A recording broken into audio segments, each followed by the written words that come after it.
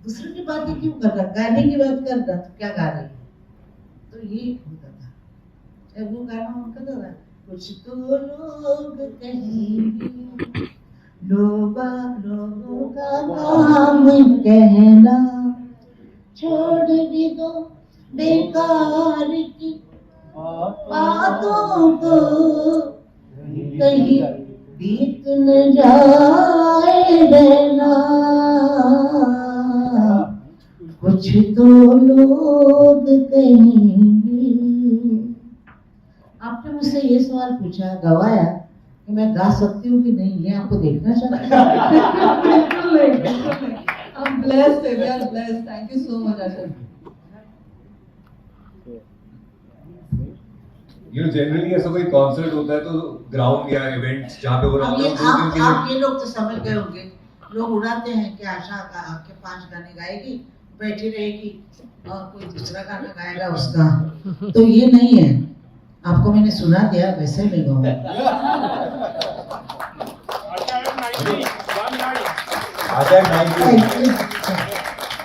I will say something because हम लोग सब म्यूजिक से ही हैं और वो एक फैमिली की तरह है। हम सब जानते हैं कि ऐसे कितने सिंगर्स हैं जो +1 पे परफॉर्म करते हैं, जो -1 पे परफॉर्म करते हैं। आशा जी के कॉन्सर्ट पे कोई भी singer, not just Asha ji तो ऑफ कोर्स कोई भी सिंगर, कोई भी इंसान, कोई +1 -1 कुछ नहीं, सब लाइव होता है। गलती हुई लाइव होगी, जो भी चाहेंगे लाइव होगा, कुछ नहीं यार। 90 बॉस विशाल, जनरली कोई ऐसे जगह कोई कॉन्सर्ट होता है तो लोग 2 दिन बुक करते हैं। तुमने जियो गार्डन 5 दिन के लिए ब्लॉक करवा दिया, क्यों भैया? क्या मतलब, क्यों कर रहे हो ऐसा? लोग तुम चाहते नहीं वहां पे 5 दिन तक पे आ पाए। हम जानना चाहेंगे विशाल से, विशाल तुम्हारी तैयारी क्या चल रही है, बताइए। सब सरप्राइज है। Okay, any more questions from the media? Then we can shift on to Sohail.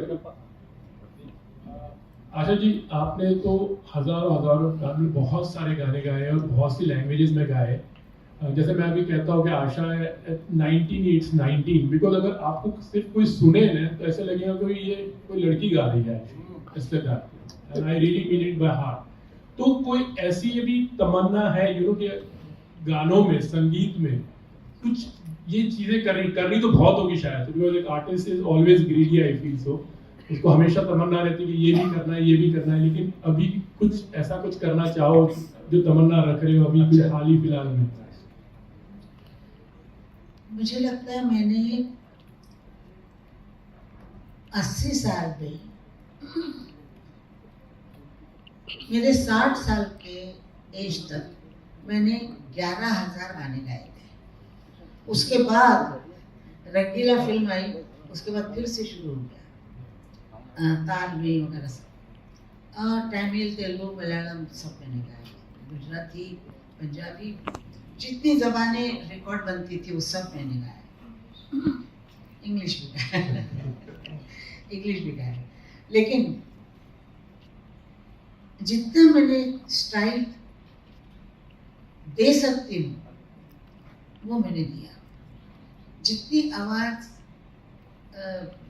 काम कर सकती है और जितनी मेरी करती थी काम, वो मैंने, ऐसा कोई भी सिंगर उस वक़्त नहीं था जो मेरा गाना गाए। मेरा गाना नहीं कोई गा सकता था। आज शायद मशीन से भी हो सकता है, मशीन से आवाज़ें भी आ सकती है, सब कुछ है, लेकिन उस वक़्त हम लाइव गाते थे, 100 म्यूजिशियन के साथ गाते थे, 60-70 म्यूजिशियन के साथ। आज कोई, उस वक़्त मैंने जो किया है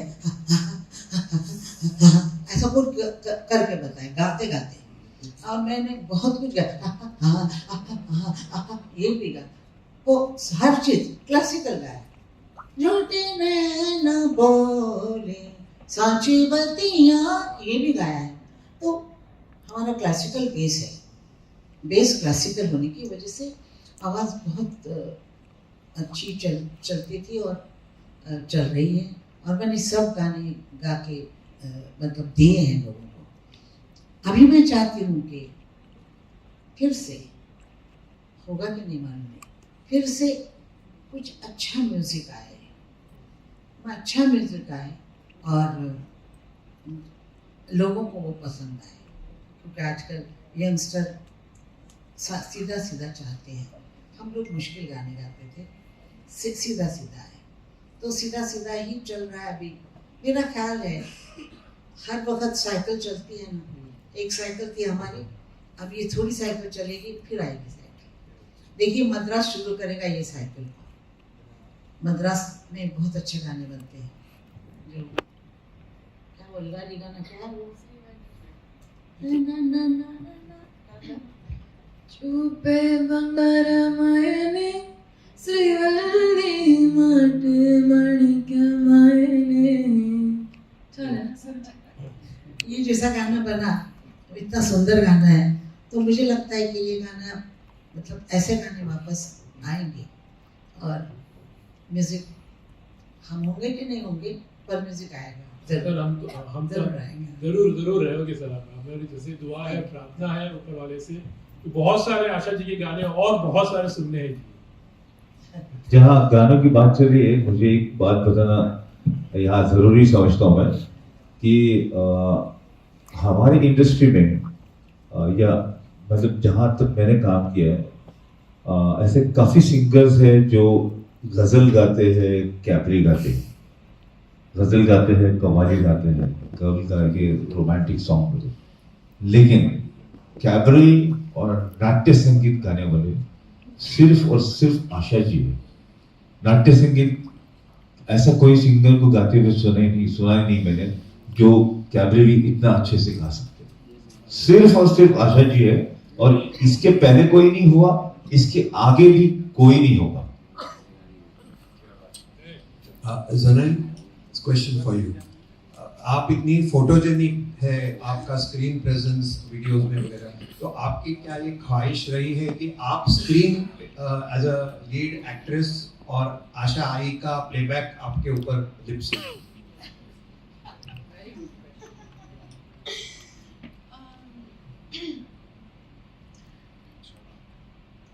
एक्चुअली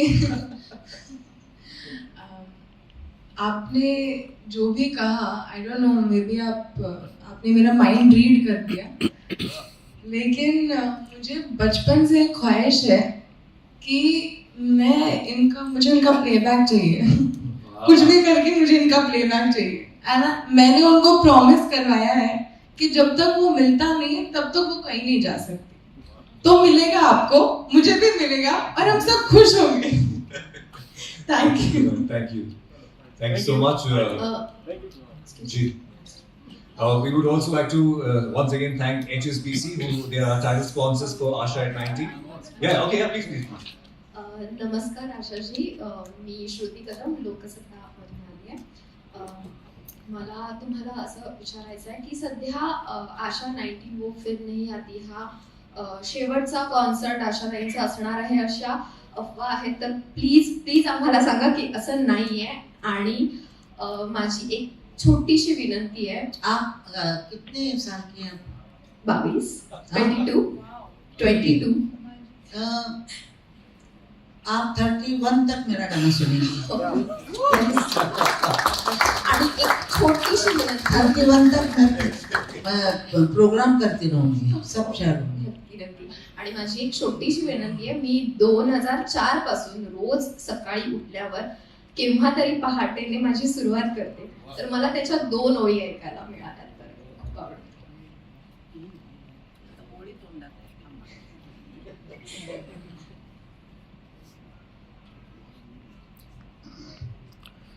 केव्हा तरी पहाटे, केव्हा तरी पहाटे, उलटून रात गेली, कळले कळले कळले मला नकीवा, निसटून रात गेली, केव्हा तरी पहाटे. आवाज इकडून म्हटलेला. Thank you so much. So are we done? Yeah. Okay, so photo खींचू दे ताई इकडे बघा ताई.